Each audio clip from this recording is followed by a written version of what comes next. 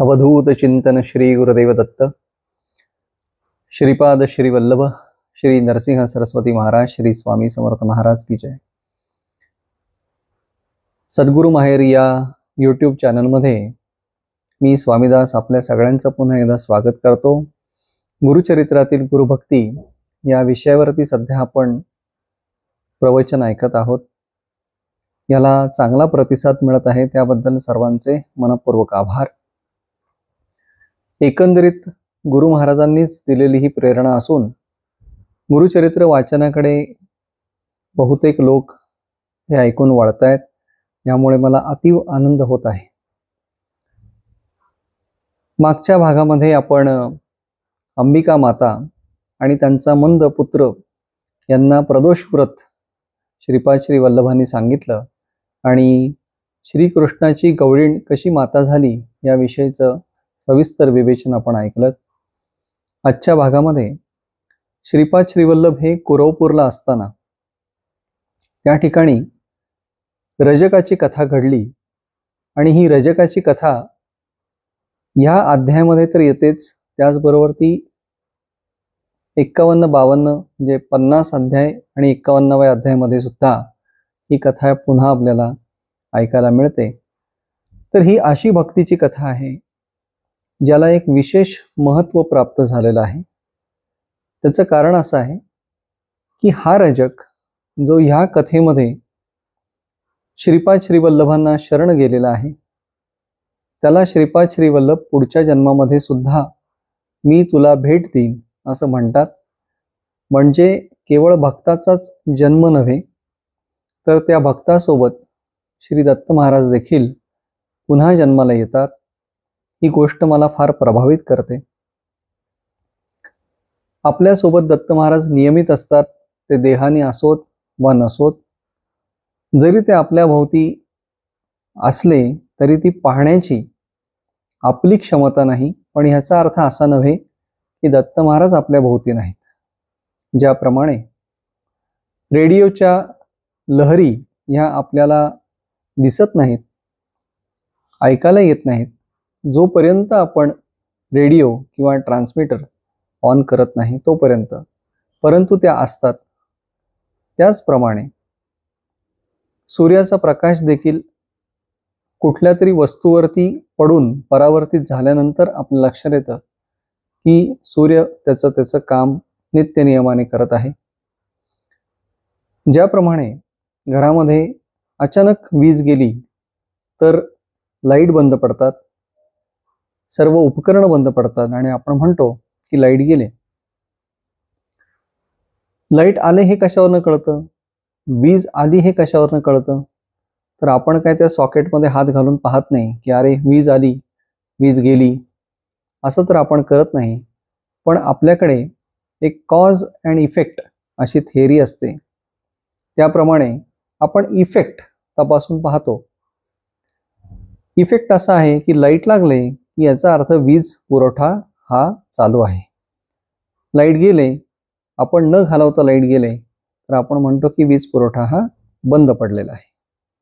त्याप्रमाणे आपल्या आजूबाजूला सदोदित हे गुरुमंडल आपल्या भोवती आहे, परंतु आपल्याला त्याची जाणीव तर होते अधूनमधून, परंतु आपली तेवढी अनन्यसाधारण अशी भक्ती नसल्यामुळे म्हणा किंवा ह्या पंचेंद्रियांमध्येच आपण अविद्या माया संबंधाने अडकलेले असल्यामुळे आपल्याला सातत्याने दर्शन होत नाही। पण मी म्हणतो दर्शन होत का नसेना, सातत्याने दत्त महाराजांचं स्मरण जरी झालं तरी पुष्कळ आहे आणि तेच सर्वात अवघड गोष्ट आहे असं मला वाटतं। या कथेमध्ये एक मानबिंदू प्रस्थापित झालेला आहे, ती कथा आपण ऐकूया, म्हणजे ती सांगता सांगता आपल्याला काही उलगडा त्यामधून होत जाईल। सर्वप्रथम 9व्या अध्यायामध्ये येणारी ही कथा आहे। 9व्या अध्यायामध्ये सुरुवातच त्यांनी अशी केलेली आहे की नामधारक सिद्धमुनींना विचारतात की भक्ती मार्गाचं पुढे काय झालं, अजून भक्तवत्सल श्री गुरुनाथांनी काय काय लीला केल्या त्याबद्दल वर्णन करत असताना सिद्धमुनी सांगतात की कुरवपुराला जे काही अनंत चमत्कार झाले त्यापैकी मी संक्षिप्त रूपाने एखादी कथा तुला सांगतो, अन्यथा ह्या गुरुचरित्राचा विस्तार हा अनंत प्रचंड असा होईल जो आपल्या आवाक्यात राहणार नाही. म्हणून हे सगळं सांगत असताना भक्तवत्सल श्री गुरुराव, श्री गुरुनाथ हे गंगा तटाकी म्हणजे या गंगेमध्ये स्नानाला, कुरवपूरला जी नदी आहे त्या नदीमध्ये नित्यनियमाने स्नानाला जातात असं वर्णन इथे आलेलं आहे. एक गोष्ट लक्षात घेण्यासारखी आहे. पुढे गेल्यानंतर एक याच्यामध्ये ओवी येते आणि तो ओवी अशी आहे की नित्य श्रीपाद गंगेसी येती, विधिपूर्वक स्नान आचरिती, लोक व्यवहार संपादिती, त्रयमूर्ती आपण, ज्याचे दर्शन गंगा स्नान, त्यासी कायसे आचरण, लोकानुग्रह कारण स्नान करीत पर्यस. ज्ञानेश्वरीमध्ये एक सुंदर ओवी ज्ञानोबारायांनी लिहिलेली आहे, ती म्हणजे येथ वडील जे जे करीती, तया नाव नाम धर्मू ठेविती. याचा अर्थ असा आहे की लोकांमध्ये, जगतामध्ये मान्यता प्राप्त झाल्यानंतर, उदयास आल्यानंतर आपलं आचरण पाहून लोक त्यांच्या आचरणाची दिशा ठरवत असतात. हा खूप महत्त्वाचा भाग आपण लक्षात घेतला पाहिजे. आपली मुलं बाळ आपल्याला बघून मोठी होत असतात. मोठ्या भावाचं अनुकरण लहान भाऊ करत असतो. मग आई एखाद्या गोष्टीमध्ये मोठ्या भावाला ओरडली तर लहान मुलाला तो संदेश मिळतो की असं केल्यानंतर आई आपल्याला ओरडते. एखादी चूक करून सुद्धा मुलावरच्या प्रेमापोटी धाकट्या भावाला जर आई ओरडली नाही तर मात्र मोठा भाऊ म्हणतो की मला तर ओरडायचीस, मला तर मारायचीस, मग आता असं का? म्हणजे हा जो पंक्ती प्रपंच आहे हा माणसाच्या त्वरित लक्षात येतो. बाकी तुम्ही कितीही त्यांच्यासाठी खस्ता खा, चांगलं करा, काही करा, कुठल्याही क्षेत्रामध्ये तुम्हाला हेच पाहायला मिळतं, हा करतो म्हणून मी करतो. आणि चुकीच्या गोष्टींची संगत फार लवकर लागते. त्यामुळे चांगलं काम करणारे, निष्ठावान, देशप्रेम असणारे, धर्मप्रेम असणारे अशा लोकांची जे काय ते चालीरीती अवलंबितात त्याप्रमाणे इतर लोक करण्याचा प्रयत्न करत असतात. किंबहुना त्यांच्यावरती कळत नकळत तसे संस्कार होत असतात. हे संस्कार बघण्याने जास्त होतात, कारण सर्वात आपलं जे दृष्टी आपल्याला जी प्रदान झालेली आहे ती अतिशय प्रभावी असं माध्यम आहे कुठली गोष्ट टिपण्यासाठी. वेदांमध्ये सुद्धा म्हणलेलं आहे की चक्षुर्वै सत्यम. चक्षुर्वै सत्यम म्हणजे डोळ्यांनी जे पाहतो ते सत्य असतं असं गृहीत धरलेलं आहे. त्यामुळे कान, नाक आणि सगळे आपली पंचेंद्रिय याच्या सोबतीला आपण डोळ्यांनी जे पाहतो त्याची एकत्रित सांगड आपला मेंदू घालत असतो आणि मग आपण त्याप्रमाणे आचरण करण्याचा प्रयत्न करतो, ते संस्कार आपल्यावरती होतात. तर अशाच पद्धतीने लोकांवरती चांगले संस्कार व्हावेत. नित्यक्रम, अनुष्ठान ह्या गोष्टी ज्या आपण दिनक्रम आपला आचरतो ते सर्व आपण नित्य नियमाने आचरलं पाहिजे. हा संदेश देण्यासाठी श्रीपाद श्री वल्लभ महाराज हे गंगेमध्ये नित्य स्नानाला येऊन स्नान संध्या वगैरे त्यांचे सर्व आह्निक ते आटोपायचे. आता याच्यात त्यांनी एक वाक्य वापरलेलं आहे, ते म्हणजे ज्याचं दर्शन गंगा स्नान. म्हणजे पुन्हा आपण दृष्टीच्या पटलामध्ये येतो. ज्याचं दर्शन, ज्याला नुसतं पाहिलं तरी गंगा स्नानाचं पुण्य आहे, अशा व्यक्तीला, अशा महान विभूतीला स्नान करण्याची गरजच काय. परंतु असं आहे की लोकानुग्रह करणे, लोकांची जी चालीरीती आहेत त्याप्रमाणे वागणं हे त्या महात्म्यांना ज्या वेळेला ते पृथ्वीवरती अवतार घेतात दत्तप्रभूंना ते आवश्यक वाटतं. ह्यामध्ये खूप सखोल विचार दडलेला आहे आणि त्या विचारांचं नुसतं विचारापुरतं मर्यादित नसून हे विचार त्यांच्या आचरणामध्ये देखील सातत्याने दिसून येतात. तर हे आचरण करत असताना, लोक चालीरीती पाळत असताना त्या ठिकाणी एक रजक म्हणजे त्या नदीमध्ये रोज येऊन लोकांची वस्त्र धुणारा असा धोबी किंवा परीट याची भक्तीची कथा या ठिकाणी नमूद केलेली आहे. ती कथा आपण ऐकूया. रोज गंगा स्नानाला ज्या वेळेला श्रीपाद श्रीवल्लभ येतात त्यावेळेला हा रजक त्याच्या जागेवरून काम करता करता श्रीपाद श्रीवल्लभांना नमस्कार करतो. त्याच पद्धतीने श्रीपाद श्रीवल्लभ त्यांच्या मठामध्ये असताना हा येऊन नित्य नियमाने श्रीपाद श्रीवल्लभांना नमस्कार करतो. इथे नमस्काराने सुद्धा खूप गोष्टी साध्य होतात हे मला आपल्याला सांगायचं आहे. तो नमस्कार हा मनापासून असला पाहिजे ही गोष्ट इथे अधोरेखित करण्याची आवश्यकता मला वाटते. नुसता देखल्या देवा दंडवत करून काहीही उपयोग नाही. जाता येता गाडीवरनं, चालताना, मॉर्निंग वॉक करताना अचानक कुठेतरी मंदिर दिसतं, त्यामध्ये एखादा देवाची मूर्ती आपल्याला दिसते आणि आपण जाता जाता नमस्कार, सॅल्यूट काहीही हातवारे करून पायातल्या चपला सुद्धा न काढता त्या देवाला तसंच पटकन काहीतरी केल्याचं अन्निक उरकून आपण पुढे निघून जातो. परंतु हा नमस्कार आहे का याचा विचार ज्यांनी त्यांनी स्वतःच करायला पाहिजे. नमस्कार करायला एक क्षण देखील पुरेसा आहे. देवाची द्वारी उभा क्षणभरी तेणे मुक्तिचारी साधी येल्या. क्षण, एक क्षण. क्षण म्हणजे डोळ्याचं पातं लवतं न लवतो तेवढा अतिशय कमी कालावधी, एवढा क्षणभर सुद्धा आपण अतिशय प्रेमाने, भक्तिपूर्वक, अनन्य भावाने देवाला शरण जाणं सोडा एक साधा नमस्कार तरी करतो का? हा प्रत्येकाने स्वतःला विचारायचा प्रश्न आहे. त्याचं उत्तर कोणालाही देण्याची आवश्यकता नाही. त्याचं उत्तर तुम्ही स्वतःलाच द्यायचं आहे आणि ती परीक्षा करून स्वतःची त्याप्रमाणे शक्य झाल्यास देवाला मनापासून नमस्कार करण्याचं आचरण करायचं आहे. लोकांना दाखवण्यासाठी नव्हे, स्वतःसाठी करायचं आहे. आणि त्यामधनं आपल्याला काय फरक पडतो, काय घडतं हे आपण आपलं तपासून पाहायचं आहे. कोणाच्याही जवळ जाऊन याच्याबद्दल विचारणा करण्याची आवश्यकता नाही. तर अशा पद्धतीने हे नित्य गंगा स्नानाला जातात. त्या ठिकाणी गंगा तटाकात तया गंगा तटाकात रजक असे वस्त्रे धूत नित्य येऊनी असे नमित श्रीपाद गुरुमूर्तीसी नित्य त्रिकाळ येऊन या. त्रिकाळ म्हणजे 3 वेळा. दंड प्रमाण करून या नमन करी अतिविनया मनोवाक्काय कर्मेसी. म्हणजे 3 वेळा दिवसामध्ये 3 वेळा 3 वेळा येऊन हा रजक श्री गुरु महाराजांना नमस्कार करायचा, दंड प्रमाण करायचा आणि मनोवाक्काय कर्मे म्हणजे मन, वाचा आणि सर्व आपली इंद्रिय यांच्या सहित या सगळ्यांचं एकत्रीकरण करून अतिशय मनोभावे, सद्भावनेने, भक्तिभावनेने श्री गुरु महाराजांना हा नमस्कार करत असे. आता त्याचं फळ त्याला काय मिळालं हे आपल्याला या कथेमध्ये ऐकायचं आहे. पण मुद्दा असा आहे की 3 वेळा दिवसामध्ये 3 वेळा एक गोष्ट करणं ही अतिशय सोपी अशी जरी गोष्ट वाटत असली तरी करायला अतिशय अवघड आहे.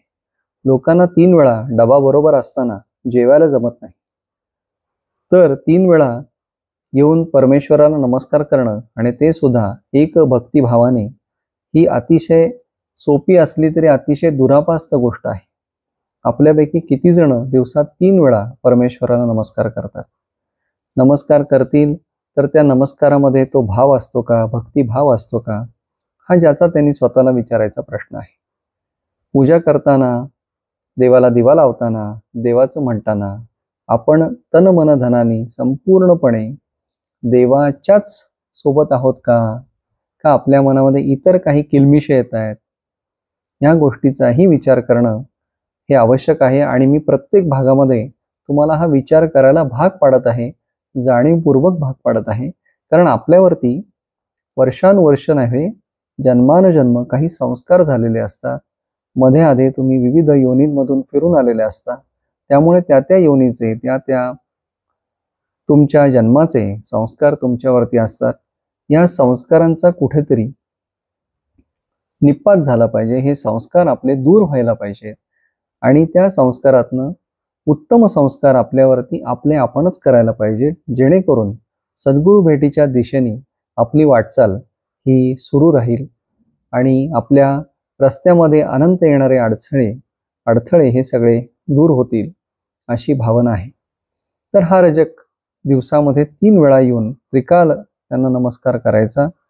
त्रिकाल नमस्कार करून वेळ प्रसंगी हा स्वतःहून मठातलं अंगण झाडायचा आणि त्या ठिकाणी प्रोक्षी वारी म्हणजे सडा शिंपडायचा पाण्याचा. अशा पद्धतीने हा स्वतःहून काही सेवा त्यांनी घेतलेली होती. इथे मूळ मुद्दा असा आहे की श्रीपाद श्रीवल्लभांनी कोणत्याही प्रकारची सेवा या रजकाला स्वतःहून दिलेली नव्हती. तसा कोणताही उल्लेख इथे नाही. आपल्याला सुद्धा अशी एखादी सेवा जवळपासच्या कुठल्याही लहान मोठ्या मंदिरामध्ये निश्चितपणे करता येईल. ती जर करणं रोज शक्य नसेल, त्रिकाळ शक्य नसेल, तर आठवड्यातनं एकदा, 15 दिवसातनं एकदा, महिन्यातनं एकदा का होईना लहान मोठ्या मंदिरात जावा. तिथे जाऊन काही ना काहीतरी सेवा तुम्हाला करता येईल. स्वच्छता करता येईल, त्या ठिकाणी काही झाडणं पुसणं, दिवाबत्ती, देवाची उपकरणं साफ करणं, लोकांच्या चपला सांभाळणं इथपासनं तुम्हाला काहीही सेवा करता येईल. फुलं असतील, हार करून द्या. छोट्या छोट्या गोष्टी आहेत. तिथल्या गुरुवांना, पुजाऱ्यांना त्यांना विचारा की मी इथे काय करू शकतो. तिथल्या विश्वस्तांना विचारा आणि त्या पद्धतीने जर तुम्हाला काही शक्य झालं तर जरूर करा. कृपा करून लोकांना दाखवण्यासाठी, याचे व्हिडिओ करण्यासाठी, रील्स बनवण्यासाठी मात्र निश्चितपणे अशी कोणतीही सेवा करू नका. त्याचा काहीही उपयोग नाही. त्यापेक्षा न केलेली बरी. तर असा हा रजक आपल्या कथेकडे पुन्हा येऊया. हा त्रिकाल ही सेवा करत असतो दत्त महाराजांची आणि त्याचं फळ असं मिळतं की एके दिवशी वर्तता एके दिवशी आला रजक नमस्कारासी, श्रीपाद म्हणती त्यासी एक चित्ते परियसा. श्रीपाद म्हणती रजकासी, कागा नित्य कष्टतोसी, तुष्टलो मी तुझ्या भक्तीसी, सुखे राज्य करी आता. तू इतकी प्रचंड काबाड कष्ट करत असतोस, आयुष्यभर तू काबाड कष्ट केलेस आणि तरी देखील त्यातनं वेळ काढून तू माझी सेवा करतोस. मी न सांगता स्वतःहून स्वयंप्रेरणेने, स्वयंस्फूर्तीने करतोस. या तुझ्या एकविधा भक्तीने मी अतिशय प्रसन्न झालेलो आहे. आता सुखाने राज्य कर. मी पहिल्यापासून सांगत आलोय की गुरुनाथ हे सत्य संकल्प आहेत. तीच भावना गुरु महाराजांच्या मुखातून जे शब्द, जे वचन बाहेर पडतं ते सत्य झाल्याशिवाय राहत नाही. ह्याच भावनेने रजक पुढे काय म्हणतो, ऐकता गुरुचे वचन, गाठी बांधी पल्लवी शकून, विनवितसे कर जोडून, सत्य संकल्प गुरुमूर्ती. हे ऐकल्याबरोबर रजक काय करतो की आपल्या कपड्याला गाठ बांधणे म्हणजे धोत्राला गाठ बांधायची अशी पद्धत होती की शुभ शकून झाला, चांगली गोष्ट घडली, चांगलं वचन ऐकलं गुरुचं, तर त्याला गाठ बांधायची आणि ती गाठ आपण स्मरणात ठेवायची. आता ही जी संकल्पना आहे गाठ बांधायची, अशा अनंत गाठी आपण आपल्या गाठोड्याला मारलेल्या आहेत. कळत नकळत हे जे आपल्यावरती संस्कार होत असतात, त्या संस्कारांमध्ये आपण स्वतःच्या जीवाला अनेक अशा गाठी आपल्या मनाला मारत असतो. मला अमुक हवं, मला तमुक हवं. मग कोणीतरी म्हणतं, हां तुझा आता पुढच्या महिन्यात पगार वाढणार, मारली गाठ. हां तुला आता ह्या महिन्यामध्ये आपण काहीतरी घेऊया. लहान मुलाला आई सांगते तुला आता आपण लॉलीपॉप घेऊया, एखादी कॅडबरी घेऊया. झालं. ते झालं की मुलाच्या मनामध्ये कळत नकळत एक गाठ बसते. जोपर्यंत ती कॅडबरी किंवा लॉलीपॉप मुलाच्या हातामध्ये येत नाही तोपर्यंत ती गाठ काही उकलत नाही. आता स्वतःचा विचार करा. सकाळी उठल्यापासून रात्री झोपेस तोपर्यंत, कधी कधी झोपेत सुद्धा माणसं स्वप्नामध्ये सुद्धा अशा अनेक गाठी मारत असतात. मला अमुक पाहिजे, मला तमुक पाहिजे, असं झालं पाहिजे, तसं झालं पाहिजे, माझ्या आयुष्यात हे कमी आहे, मला हे मिळालं पाहिजे, ते मिळालं पाहिजे. अशा कितीतरी गोष्टी आपण इच्छा या प्रदर्शित करत असतो आपल्यालाच आणि त्याच्या गाठी बसत असतात. जोपर्यंत ह्या सगळ्या गाठी सुटत नाहीत तोपर्यंत आपली काही सुटका या चक्रव्यूहातून नाही. बंधना वाचवणी उकलली गाठी. हे जे तुकोबराय म्हणतात ते कोणतेही बंधन जे आपल्यावरती पडलेलं आहे, तर ते बंधन आपलं जोपर्यंत आपण त्या बंधनातनं मुक्त होत नाही, ते मुक्त होण्याचा मार्ग म्हणजे ह्या ज्या अनंत गाठी आपण मारून घेत असतो त्यातनं कुठेतरी सुटका झाली पाहिजे आपली. ह्या गाठी मारणं आपण बंद करायला पाहिजे. हे सर्व परमेश्वराने चालवलेलं चक्र आहे आणि त्याच्यामध्ये आपण एक कठपुतलीसारखे आहोत. तो जसा आपल्याला चालवेल तसं आपण चालतो. या भावनेने जर आपण चालत असू, सर्व काही त्याच्या इच्छेने हे राज्य चालू आहे हे जर आपली भावना असेल आणि कर्तव्य कर्मामध्ये जर आपण चुकत नसू आणि केलेलं कर्तव्य कर्म याचा अहमपणा आपण आपल्याकडे न बाळगता हे सर्व परमेश्वराच्या चरणी आपण अर्पण करत असू, हे सर्व तुझं आहे, तूच चालवलेलं आहे, करता करविता हा तूच आहेस परमेश्वर, या इच्छेने जर आपण करत असू तर मात्र अशा कोणत्याही गाठी आपल्याला पडणार नाहीत. पुन्हा आपल्या कथेकडे येऊया. रजक काय करतो, एक गाठ मारतो आणि तो म्हणतो की सद्गुरुनाथ हे सत्य संकल्प आहेत, त्यामुळे ह्यांच्या मुखातून जे शब्द वचन बाहेर पडलेले आहे ते निश्चितपणे सत्य होणार, आता निश्चितपणे मी राज्य करणार, असं म्हणून तो तिथून निघतो. आणि पुढे असं वाक्य आलंय की त्याच्या सर्व संसार चिंता तो सोडून देतो. मी मगाशी म्हणल्याप्रमाणे एकच गोष्ट त्याला साध्य करायची आता आहे, गुरूंचं वचन सिद्ध होणार आहे, मला आता सुखाने राज्य करायला मिळणार आहे, त्यामुळे आता मला काही नको, आता आपल्याला कोणतीही गोष्टीची आवश्यकता नाही, म्हणून सर्व संसार चिंता तो सोडतो. रजक सांडी संसार चिंता, सेवक जाहला एक चित्ता, दुरोनी करी दंडवता, मठा गेल्या येण्याची परी, ऐसे बहुत दिवसांवरी रजक तो सेवा करी, अंगण झाडी प्रोक्षीवारी नित्य नेमी येणे विधी. अशा पद्धतीने संसार चिंता तो सोडून देतो. आपल्याला एक गोष्ट अचीव होताना दिसली, आपल्याला मिळताना दिसली तर आपण लगेच पुढची गाठ बांधतो. ठीक आहे, मग असं झालं, मग आता मला हे पाहिजे, अरे हे अजून पूर्ण झालंच नाही, मग ते कधी पूर्ण होणार. ह्या सगळ्या गोष्टी आपण सातत्याने एखाद्या याचकाप्रमाणे, भिकाऱ्याप्रमाणे परमेश्वराकडे सातत्याने मागत असतो की देवा मला हे दे, देवा मला ते दे, अरे हे झालं, हे तू, पण ते माझं मी केलं. कुठली गोष्ट झाली की मी केली, आणि कुठली गोष्ट मिळवायची असली की देवाने आपल्याला ती दिली पाहिजे. मग आता ह्या द्विधा मनस्थितीमध्ये ही जी ड्युअल पर्सनॅलिटी आहे, यातनं कुठेतरी माणसानी या मानसिकतेतनं बाहेर यायला पाहिजे. एक तर मी करतो म्हणा, नाही तर परमेश्वर करतो म्हणा, किंवा याच्या मध्यम मार्ग उत्तम असा आहे की जे जे काही परमेश्वराच्या इच्छेने माझ्या हातून घडतं त्याची पूर्तता परमेश्वर करतो. मी पुन्हा एकदा सांगतो, जे जे परमेश्वराच्या इच्छेने माझ्या हातून घडत आहे त्याची पूर्तता सुद्धा परमेश्वर करत आहे.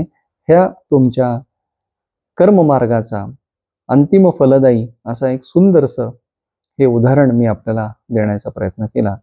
अशा पद्धतीने आपण आपलं आयुष्य व्यतीत करू शकतो. तर हा रजक संसार चिंता सोडून देतो, म्हणजे आता सद्गुरूंनी आपल्याला सांगितलं ना, आता संसार चिंता मिटली, आता आपल्याला काहीही मिळवण्यासाठी याचना करण्याची आवश्यकता नाही, सुखाने राज्य करायचं आहे.